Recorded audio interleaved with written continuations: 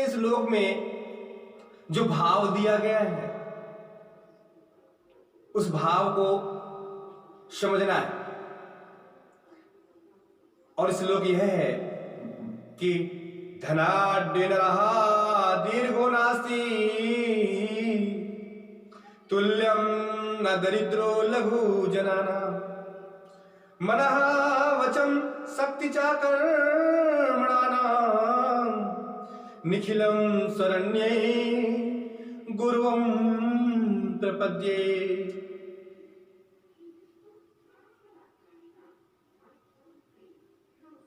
यह जो भाव है कि सद्गुरुदेव ने जो बात कही, उन्होंने जो अपने प्रवचनों ग्रंथों के माध्यम से जो बात कही कि एक बात गांठ बांध करके रख लीजिए, कोई भी व्यक्ति जिसके पास अपार धन संपदा है वह बड़ा नहीं होता। जितना आप समझते हैं उतना वो है, बड़ा नहीं है, महान नहीं है। और जो व्यक्ति धन से हीन है, गरीब है, उस व्यक्ति को कभी छोटा मत समझिए। और किसी कवि ने तो लिख भी दिया कि उस तिनके को भी छोटा मत समझो जो पैर के नीचे दबा हुआ, नहीं वो भी बहुत कष्टदायी होता है। और यही भाव इस श्लोक में है, यह ज्ञान होना चाहिए। इसका सीधा तात्पर्य क्या है? इस श्लोक का भाव क्या है? इस श्लोक का भाव यह है कि हमें किसी का अपमान नहीं करना, छोटा हो चाहे बड़ा हो। और इस श्लोक को तो सीधे सीधे यह कह दिया कि ना कोई बड़ा है ना कोई छोटा है। धन के माध्यम से बड़े छोटे का अनुमान लगाना असंभव है। कौन बड़ा कौन छोटा वह तो ज्ञान के माध्यम से पता लगाया जा सकता है और लगाना भी चाहिए। आज के इस भौतिकता युग में लोग समझ ही नहीं पा रहे। यह बहुत जरूरी है इस श्लोक के भाव को ग्रहण करना आज के प्रत्येक व्यक्ति को, कि वह समझे, ज्ञान को महत्ता दे। शरीर तो वैसे ही है, सभी में खून है, मांस है, हड्डी है, त्वचा, रक्त है, विष्ठा है, मल मूत्र है, बस। और महान क्यों? महान ज्ञान के माध्यम से होता है। बुद्धि जिसकी तेज हो, ज्ञान जिसका तेज हो,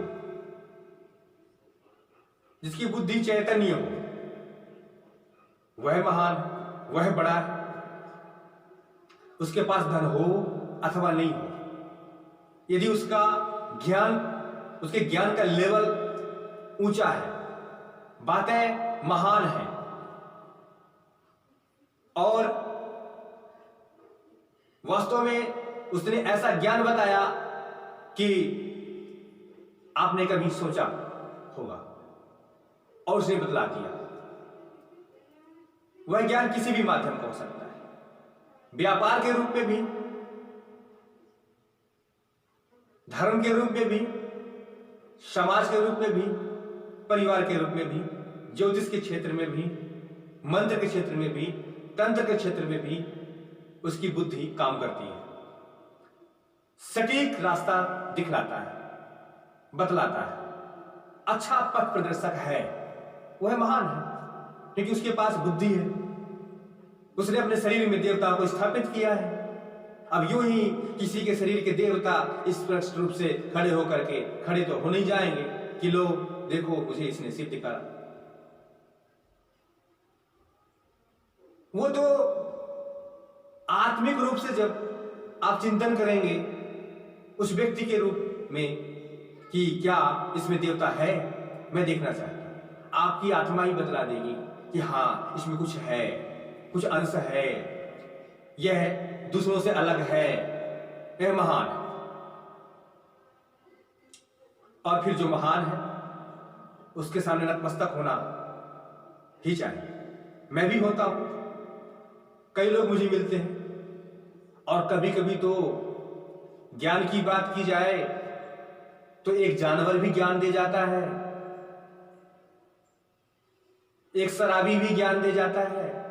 इसीलिए यह भाव यहां पर रखा गया कि किसी भी छोटे व्यक्ति को जो दिखता है छोटा, छोटा मत समझो। सम्मान सबको मिले, अपमानित किसी को ना करें। बहुत ही खतरनाक पॉइंट है यह।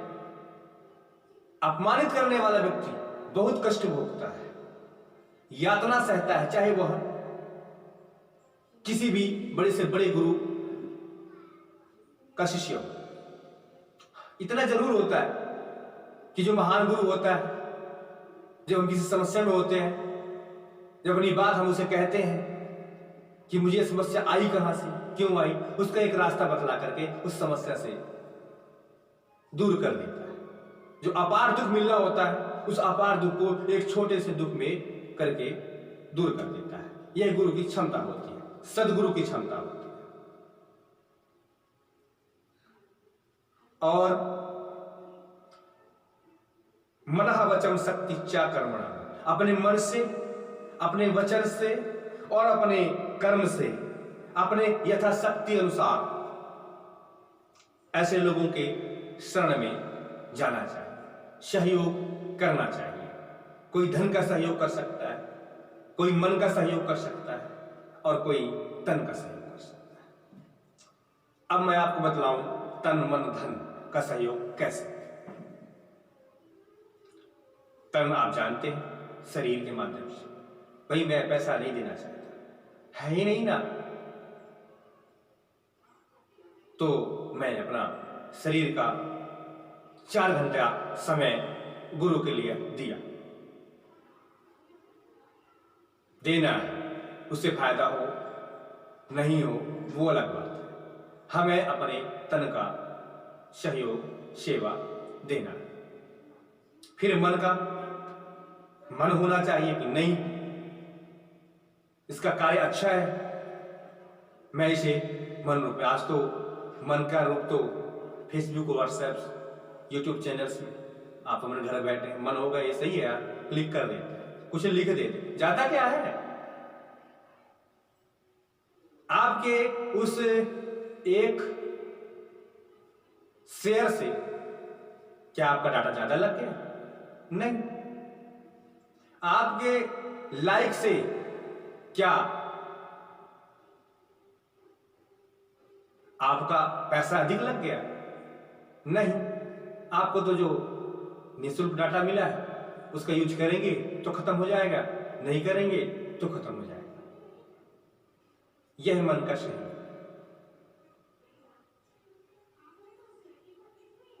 अरे लोग तो आज गलत चीजों को ज्यादा शेयर कर रहे हैं, बार बार दिखाई इसने गलत बोला, इसने गलत बोला, और जो सही बोला हाँ अच्छा है, बस उसको देखा आगे बढ़ गए, उसको शेयर नहीं करना चाहते। इसीलिए गलत चीजें पूरे संसार में फैल रही हैं और अच्छी चीजें, अच्छी बातें दब के रह जाती हैं, क्योंकि आप अच्छी बातों को शेयर नहीं करना चाहते। और आपने अच्छी बातों को सिर्फ क्या शेयर करना, राम राम जी, बस राम राम जी, राम राम जी। अरे राम जी की महत्ता को भी आगे शेयर कीजिए, उनके कहानियों को भी आगे रखिए कि राम ने अपने जीवन में क्या किया। कुछ करना नहीं चाहते, सिर्फ एक पॉइंट, बस नाम लिखा है आगे कर दिया। समय नहीं देना चाहते सब कुछ, और इतना भंडार पड़ा हुआ है ना कि देख देख करके व्यक्ति भी परेशान हो जाता है कि क्या करें। अरे ठीक तो है, इसे भी तो देखना है, इसे भी तो देखना है, यह सब क्यों कर रहे हैं आप? सम्मान प्राप्त करने के लिए कर रहे हैं। पहले ये तो जान लीजिए कि सम्मान प्राप्त करना कैसे होता है। सिर्फ इसलिए कि मैं तो बहुत महान गुरु का शिष्य हूं तो मैं महान हूं, बस महान गुरु का शिष्य हूं, महान, खत्म बात, मेरी महानता दी है। अरे कुछ करेंगे तब, जब तक कुछ कर्म नहीं करेंगे ऐसा, तब तक आप महान नहीं बन सकते। किसी के कह देने से आप महान नहीं बन जाएंगे, और ना मैं बन जाऊं।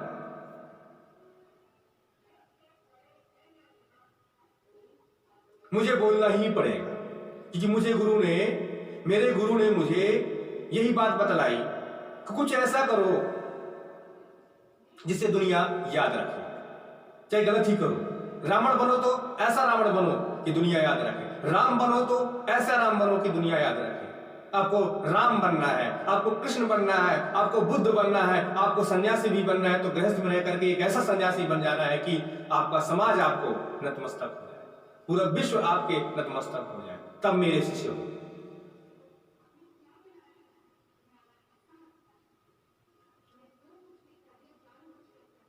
मेरी इच्छा नहीं थी कि मैं कहूं कि आप मेरे वीडियो को शेयर करें, लेकिन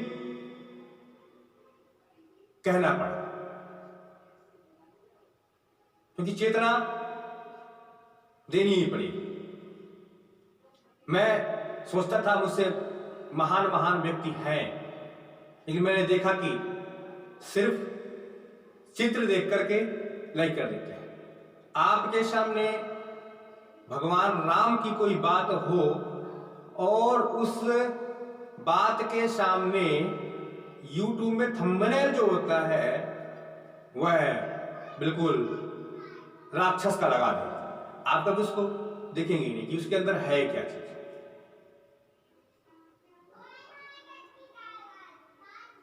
जितने भी लोग इसे देखेंगे समझेंगे कि बात क्या है। आगे बढ़ाना ना बढ़ाना आपका कर्तव्य है। मैंने अपना काम किया। यह जो बात है मैं अपनी बताऊं, वीडियो बनाना अनिवार्य क्यों, आप समझ सकते हैं सिचुएशन क्या है। कई बार मेरे मानस में ऐसी बात आई और आकर के चली जाती है, मैं उन्हें याद भी करना चाहूं तो उन्हें याद नहीं आती है। तो मुझे लगा कि यार मैं उसको करूं क्या, कभी जीवन में काम आएगी। अरे आप नहीं सुनेंगे तो क्या हुआ, मैं अपनी वीडियो खुद सुन लूंगा, मुझे खुद मेरी वीडियो चेतना दे जाएगी, क्योंकि मैं खुद नहीं बोल रहा। यदि मैं बोल रहा होता तो मैं तो ज्ञानवान, तो फिर मुझे मेरी वीडियो सुनने का मतलब क्या है। मुझे खुद कभी लगता है कि मैं कलह नाम की वीडियो को वापस सुनूं। मैं दिशा, किस दिशा में किस इष्ट का पूजन होता है, क्या कार्य संपन्न होते हैं, इसकी जो वीडियो बनाया उससे मुझे खुद लगता है कि मैं खुद सुनूं।